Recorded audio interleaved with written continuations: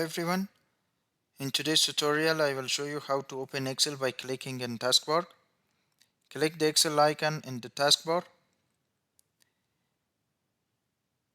and then a new blank workbook is opened. If you need to edit the newly opened workbook, just edit and save it. Otherwise, you can open another workbook you have created before in this new workbook window. For example, I want to edit this new blank workbook, and I also want to open another workbook. Click the file,